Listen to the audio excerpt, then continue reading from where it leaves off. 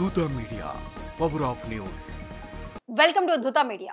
పహల్గామ్ ఉగ్రవాద దాడి తర్వాత భద్రతా బలగాలు ఎలా వ్యవహరించాయి, ఉగ్రవాదులను ఎలా మట్టుబెట్టాయి, వారు పాకిస్తాన్ కు తిరిగి వెళ్లకుండా ఎందుకు ఆగిపోయారు, సీక్రెట్ టన్నెల విషయంలో ఏం జరిగింది అనే విషయాలు ఇప్పుడు అందరి దృష్టిని ఆకర్షిస్తున్నాయి.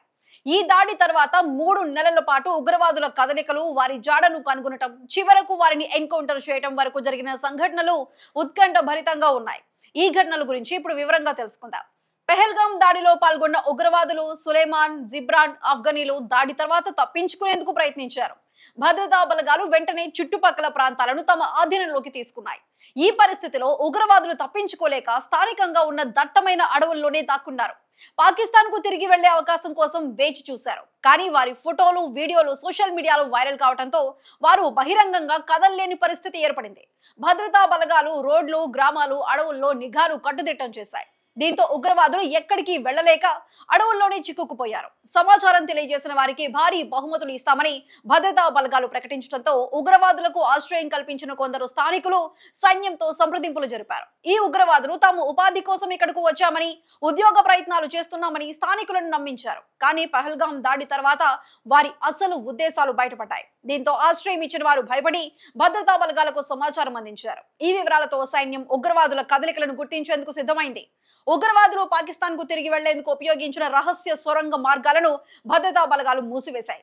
ఈ సొరంగాలు భారీ వర్షాల వల్ల వరద నీటితో మునిగిపోవడంతో ఉగ్రవాదులు ఆ మార్గంలో తప్పించుకునే అవకాశం కోల్పోయారు. భద్రతా బలగాలు అన్ని సరిహద్దు మార్గాల్లో నిఘాను పెంచాయి. సీసీ కెమెరాలు, డ్రోన్ల సాయంతో రాత్రి పగలు పర్యవేక్షణ చేశాయి. ఉగ్రవాదులు AK-47 తుపాకులు, M9 పిస్టల్స్ ను ఉపయోగించినట్లు సమాచారం అందడంతో ఆ ఆయుధాల ఆచూకీ కోసం అడవుల్లో కూడా గాలింపు చర్యలు చేపట్టారు. ఒకరోజు ఉగ్రవాదులు శాటిలైట్ ఫోన్ ద్వారా పాకిస్తాన్ లోని తమ సహచరులతో సంప్రదింపులు జరిపారు. ఈ సిగ్నల్స్ ను భద్రతా బలగాలు పసిగట్టాయి. మహదేవ్ అడవుల్లో ఉగ్రవాదులు సంచరిస్తున్నట్లు ఆనవాళ్లు లభించాయి. ఈ సమాచారంతో సైన్యం ఆ ప్రాంతంలో గాలింపు చర్యలను ముమ్మరం చేసింది. స్థానిక పశువుల కాపరుల సహాయం తీసుకున్నారు. ఉగ్రవాదులు ఆహారం కోసం కాపరులను సంప్రదిస్తున్నట్లు తెలిసింది. ఖరీదైన సిగరెట్లు, కోల్డ్ కాఫీ, చాక్లెట్లు వంటివి కాపరుల ద్వారా తెప్పించుకుంటున్నారని గుర్తించారు. భద్రతా బలగాలు కాపరులకు బహుమతులు ఇస్తామని ఆశపెట్టి వారి ద్వారా ఉగ్రవాదుల సమాచారం సేకరించాయి. కాపరులను రహస్యంగా అనుసరిస్తూ ఉగ్రవాదులు దాక్కున్న ప్రదేశాన్ని గుర్తించారు. మహదేవ్ అడవుల్లో ఒక రహస్య ప్రాంతంలో వారు ఉన్నట్లు నిర్ధారించుకున్న భద్రతా బలగాలు ఆపరేషన్ ను ప్రారంభించాయి. రాత్రి సమయంలో ఆకస్మిక దాడి చేసి సులేమాన్, జిబ్రాన్ అఫ్ఘనీలను ఎన్కౌంటర్ లో మట్టుబెట్టాయి. ఈ ఆపరేషన్ లో వారి వద్ద ఉన్న ఆయుధాలు, శాటిలైట్ ఫోన్ ను స్వాధీనం చేసుకున్నారు. ఈ ఆయుధాలను శ్రీనగర్ నుంచి చండీగఢ్ లోని కేంద్ర ఫోరెన్సిక్ ల్యాబ్ కు పంపి పరీక్షించారు. పహల్గామ్ దాడిలో ఉపయోగించిన తుపాకులతో ఈ ఆయుధాలను పోల్చి చూసిన ఫోరెన్సిక్ నిపుణులు ఇవే ఆ దాడిలో వాడినవని నిర్ధారించారు. ఈ ఎన్కౌంటర్ ను ఆపరేషన్ మహాదేవ్ గా నామకరణం చేశారు. ఈ ఆపరేషన్ విజయవంతం కావడంతో పహల్గామ్ దాడికి పాల్పడిన ఉగ్రవాదులను పూర్తిగా నిర్మూలించినట్లు కేంద్ర ప్రభుత్వం పార్లమెంట్ లో ప్రకటించింది.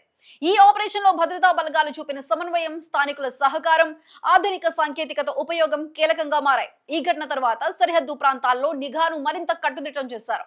రహస్య సొరంగ మార్గాలను పూర్తిగా మూసివేయటం, సరిహద్దుల్లో డ్రోన్ నిఘాను పెంచడం వంటి చర్యలతో భవిష్యత్తులో ఇలాంటి దాడులను నిరోధించేందుకు సైన్యం సిద్ధమైంది. For more updates keep watching Dootha media. For more updates please subscribe Dootha media.